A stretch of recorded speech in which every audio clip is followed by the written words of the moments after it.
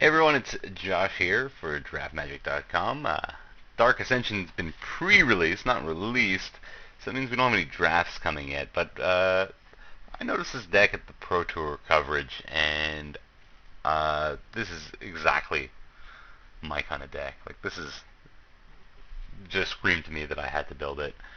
So I splurged a bit on the Lingering Souls and they're gonna go down in price pretty quickly. Lingering Souls and even Tracker's Instinct, I paid like zero point 0.7 ticks for it, which is going to be like a zero point 0.4 tick, 0.04 tick, whatever, pick up in a few days. But Lingering Souls for 4 tickets each. I had one from pre-release, but um, anyway, yeah. I wanted to try this deck out, and I couldn't wait because it's just the perfect deck for me. And so here it is. I'm not going to do a too in-depth deck since you can just go to the coverage of the Pro Tour. It was Raphael Levy, Hall of Famer Raphael Levy, did a deck tech for this very deck. They named it Frites, or that's in French, or Frites, or French Rites. Basically, it's an Unburial Rites. It's a Reanimator deck in a million colors. So just to go through it really quickly, bunch of mana dudes, then like to accelerate you and fix your mana a little bit, and yeah.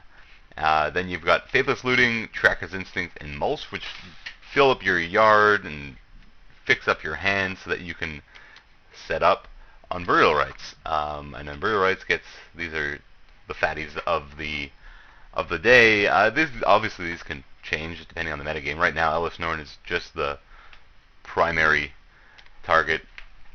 Against most matchups, Ellis Norn is what's going to win you the game most often. And if that changes, then, well, the deck doesn't go away. I'm sure there's still going to be that next trump creature that you can find. So, but for now, this is the mix. This is what he used in his deck. The main deck is actually card for card what he played, and I just made one change in the sideboard. I'll get to that, and I'm gonna unchange that because it was stupid, and that's why you don't change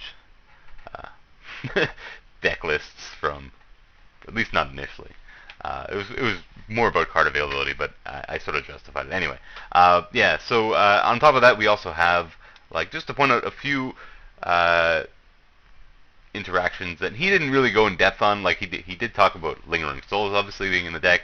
I didn't realize how good this card is until I played it in this deck. Like, obviously it doesn't go in line with what the deck's trying to do, but getting this for free, it just, in the meantime, while you're going off doing all kinds of other crazy graveyard shenanigans, just getting this for free while you're Faithless Looting, while you're Tracker's Instincts, while you're mulching, is just totally insane. And then sometimes you just draw two of them in your hand, and while they're trying to deal with your graveyard shenanigans, you make 8 million tokens in the air and just win that way.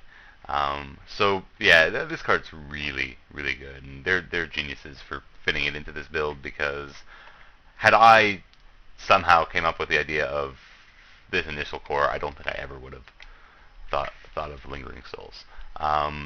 Another sort of preview which they don't totally go over in the deck tech.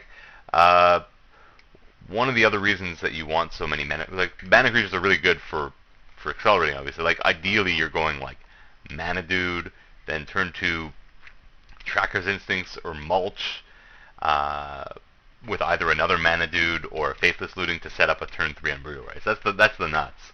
But one of the reasons that you want all these mana guys is because Tracker's Instincts, I don't know if you realize, you have to take a creature. You're revealing all 4 of them, and if there's a creature there, you have to take it.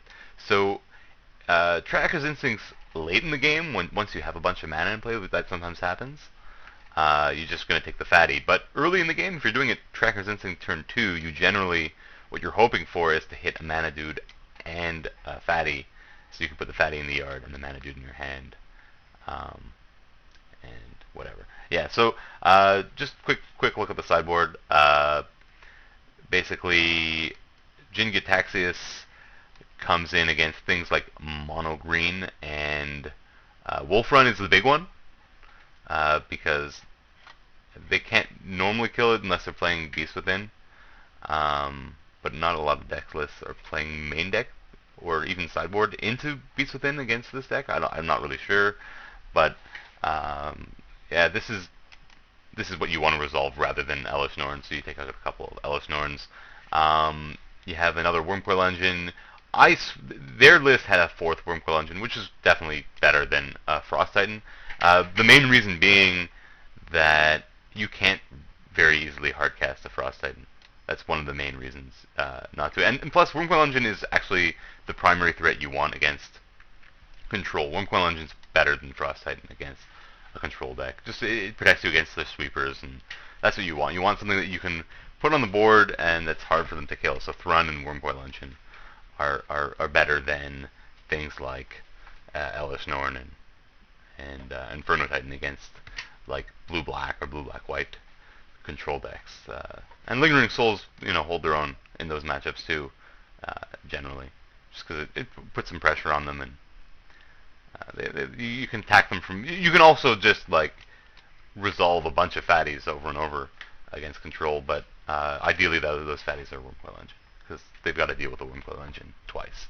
You got your Ancient Grudges and Rave Revelations, which are insane against like Ancient Grudges against Wolf Run, against Tempered Seal, obviously, against Delver decks that are running swords and not Drog Skull Captain or whatever. So yeah, any of the equipment-y based, even Mono Green will have equipment. Sometimes you want to just sideboard into one or two. I mean, it's generally it's a free effect. So these cards are really good in the sideboard. And Rave Revelation against any humans or tokens, you want to kill their crusade effects. And again, generally pretty much for free. Also against control, you can bring them in if they're likely playing Oblivion Rings, like Solar Flare. You might want to bring in Rave Revelation. Purify the Grave and Memory Journey, just against any deck that cares about the graveyard. Generally, they'll be better than, again, because they're free, they're generally going to be good against anything that does stuff in its graveyard, like blue-black control, Solar Flare, the Mirror, even Delver. I don't know if I would bring it in against Delver. I'm not sure, but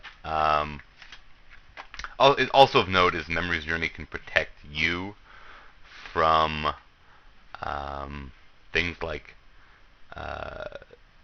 Extirpate, not Extirpate, because Extirpate has split second, but it's not in the format. What's it called? Surgical Extraction. It can maybe protect you from Surgical Extraction. As a side note, it's something to be wary of if they're bringing it in. For Game 2, you might want to consider Memories Journey Game 3.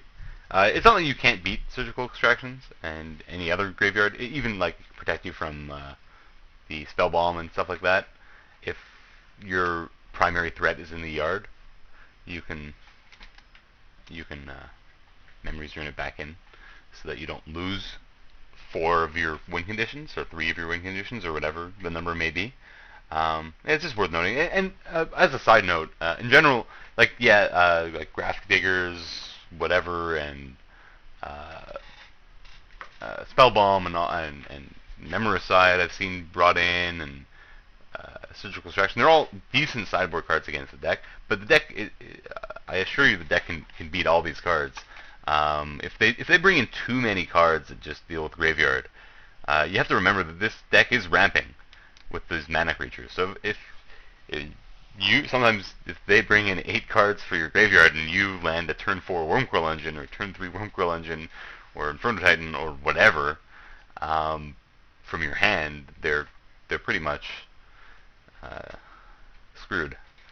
And you still have like Lingering Souls, and you have other win conditions than just doing shenanigans from your graveyard. It's obviously the deck's working best when it's fully powered with Unburial Rites, but I mean it can win through the hate for sure.